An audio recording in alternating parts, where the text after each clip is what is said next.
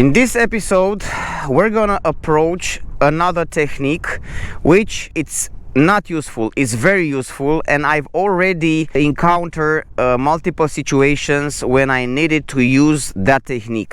The technique will be walking near the bike, walking with the bike, controlling the throttle, controlling the clutch. This technique is extremely important, not only when you try to get out your bike from a deep sand, from mud, from different situations, from gravel, but it's also important when maybe you have a hill, an uphill, you have a downhill, and you need to gently, you don't have control of the bike. Maybe it's a difficult situation there. You need to go along the bike, or you need to walk with the bike and with the engine on. This technique is very useful also in this sand, because as you saw in my previous videos, just moving the bike through this sand, through this surface, it's very exhausting. And imagine, let's say you want to reach there, you run out of gas, man. It could happen to run out of gas, and you want to go, you're on a remote sand area, and the next petrol station is at 1 kilometer. You can go along the bike, you can go with the bike and try to maneuver it, especially in this difficult terrain.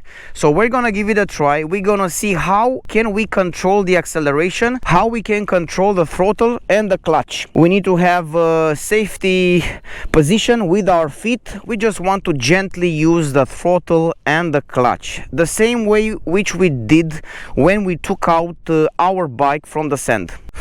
All right, let's give it a try.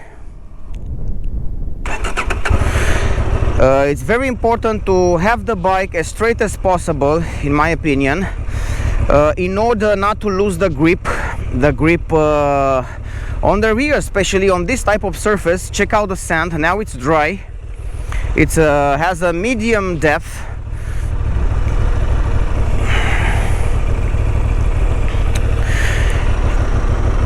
It's the positioning on the bike or towards the bike. I think on the left side it's much better, and you need to, keep a proper distance from the handlebar, because otherwise if you're too much in the back, then you risk to lose your clutch or get into the throttle too much, and you are not having access even to a small braking with the front. Now we're not speaking about braking, we're speaking about a very slow advance with the bike, because we are still at the beginning of our off-road skills. We don't have, we are not, let's say,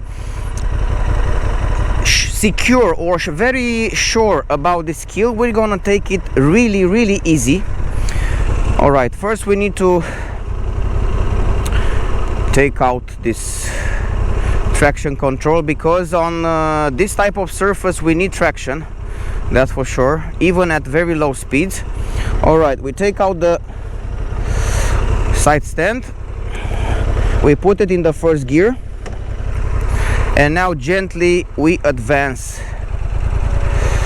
Okay, we don't want to go too fast.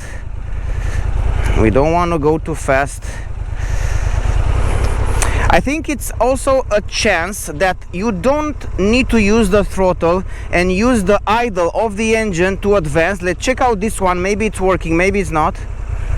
Let's see. I don't think it's working, this one. You need to accelerate a little bit.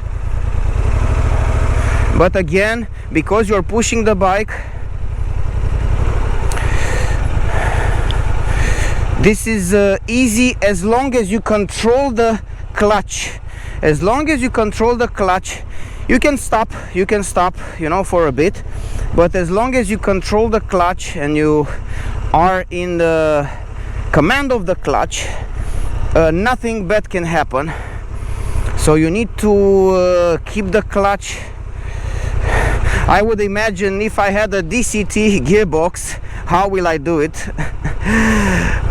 On my Honda XL750. So very slow, we need to advance.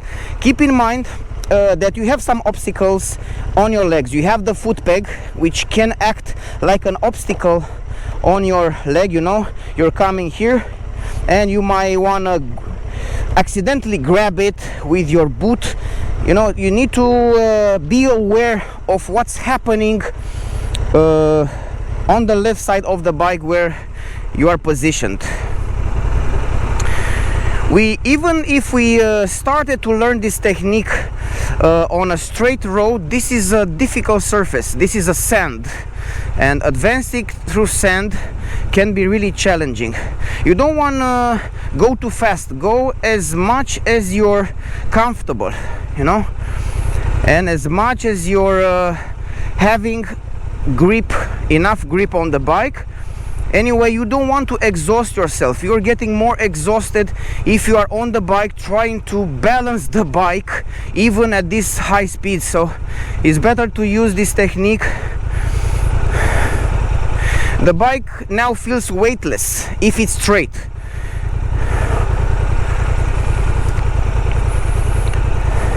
And another thing which you might want to check it out is the surface which you're stepping to. For example, you must be aware of the road. Maybe you have a pothole, maybe you have an obstacle. This is a wild environment. You can encounter rocks, parts of the tree, some other obstacles, you know, and you need to be careful the surface which you are putting your step on to be safe and to know where you put your step on, because otherwise you could get stuck and you lose control completely of the bike, and the bike goes, you know, by its own. So let's go.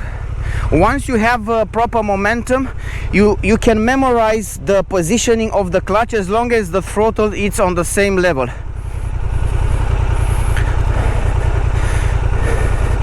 Okay, you see now I've accidentally touched with my boot this foot peg, so I'm trying to find a better positioning for my body, for my legs.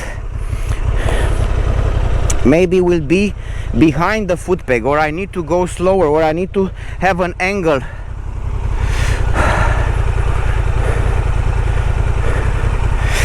I need to be ready always to press the clutch faster to prevent the bike from getting out of my control.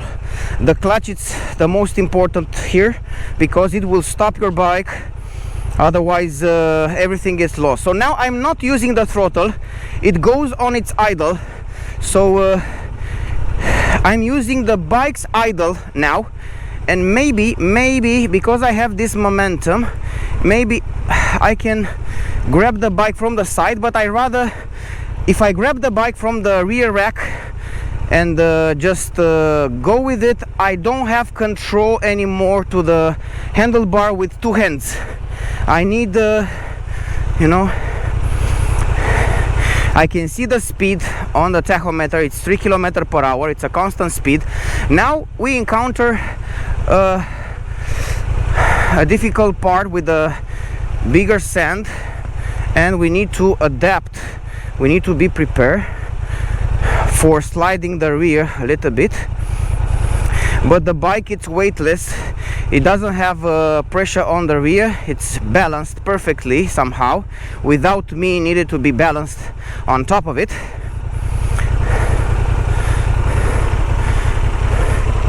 All right, don't think that this technique is not exhausting. Don't think that it's easier to walk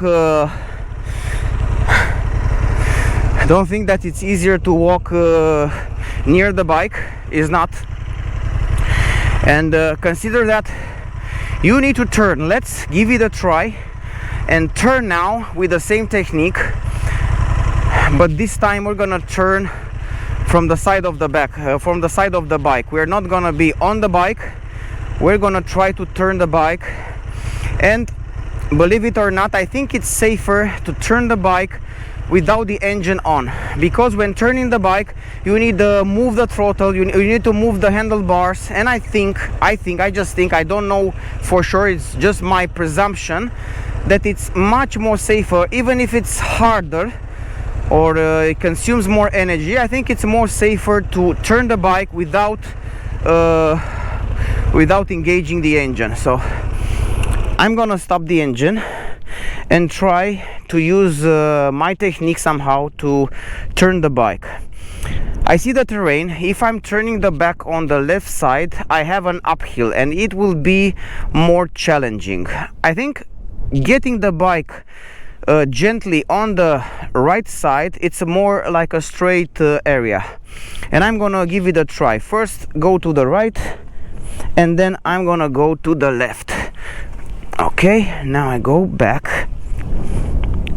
But as I told you, when you put your handlebar too much to the left, it will be extremely difficult to advance either front and the rear. So you need to advance more by leaning the bike, you know.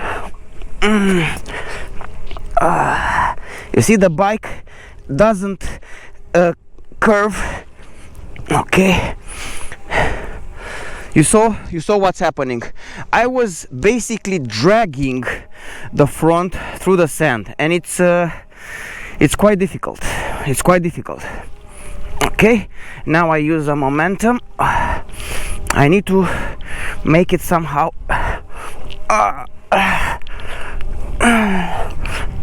Man, it's almost impossible. I need to rest for a bit. Perhaps I need to get on the bike and do it, because yes, it's very difficult. It's very difficult to turn the bike.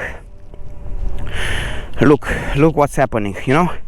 You're basically dragging the sand with the front, and it consumes a lot of energy, and the purpose of turning is not fulfilled.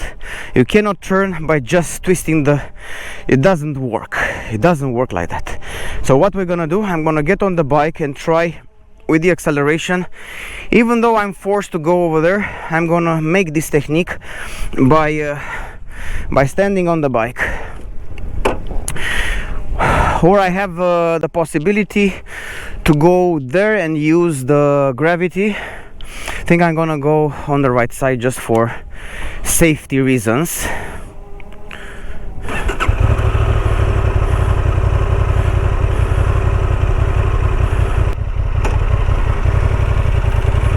Maybe I will be... No, I'm not able with the balance, and I don't want to end up in the same situation. Maybe I go forward. Let's see. Advance slowly. Okay. Okay. Try here.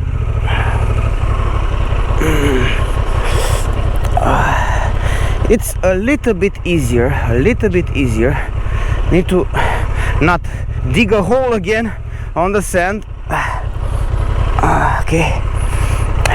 I manage 90 degrees. I've managed 90 degrees, but check it out there. Check out how easy it is to dig a hole, even with the front, or especially with the front. That's why it's better to keep the handlebar as straight as possible and try to steer with the leaning as much as you can. Okay,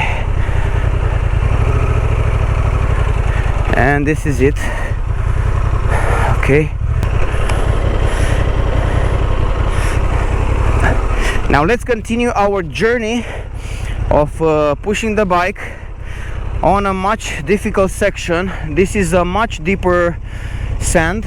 I'm gonna show how deep it is at the end of this track.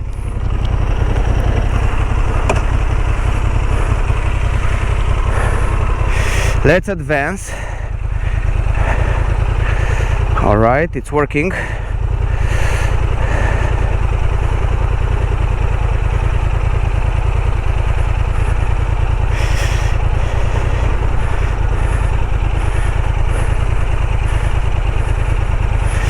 Gently. Here is a deeper sand. I need to stop to tell you that the angle in which you're using your wrist, it's quite exhausting for the hand. So this technique, if you're using this technique for a longer period of time, it could get very exhausting. If I can not using the throttle, I don't use it, I just use the idle. If I can use the idle, I will use the idle. Check out, have a hole on the left. I need to be carefully.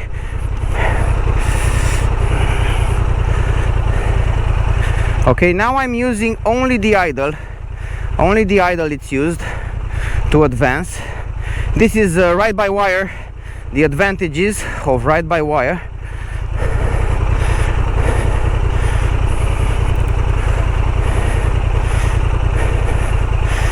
Okay,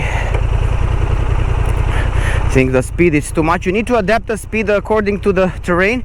If you have an uphill, if you have a downhill, the situation changes dramatically, so you cannot afford higher speeds.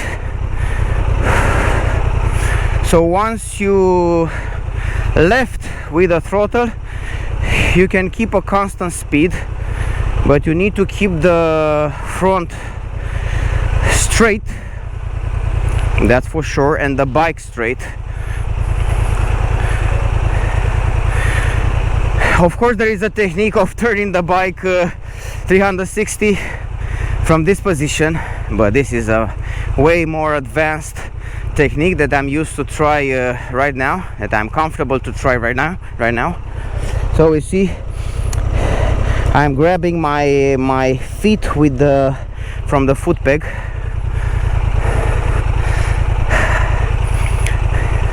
This is quite exhausting, no doubt about it.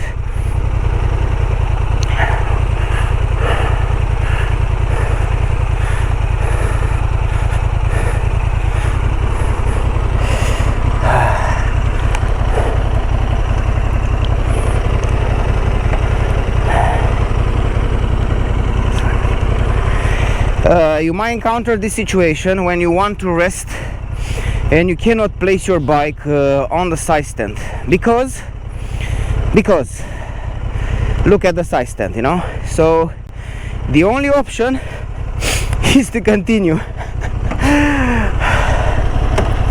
The only option is to continue until you reach a safer surface to put your side stand on.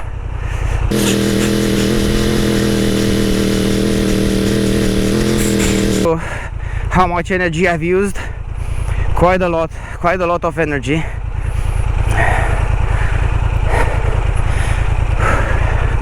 A lot of energy used for this. At the first sight, a simple trick, a simple technique, but it's not so simple, man. Nothing is simple, nothing. So we were able to come from there. Here only by riding along the bike, and it's harder than I thought. Much harder than I thought. If you like this video, don't forget to subscribe. It helps quite a lot and it motivates me doing more and more of this type of clips. So guys, this was a technique that was not easy. Definitely it was painful, it was consuming a lot of energy, but I needed to use this technique many times. So practicing this technique gives me an expectation horizon. When I need it, I know what to expect. I can calculate my amount of energy on that trip, on that day, and use it and decide if I'm gonna use this technique or other techniques in order to advance with the bike. Thanks for watching. Don't forget to subscribe and see you definitely next time.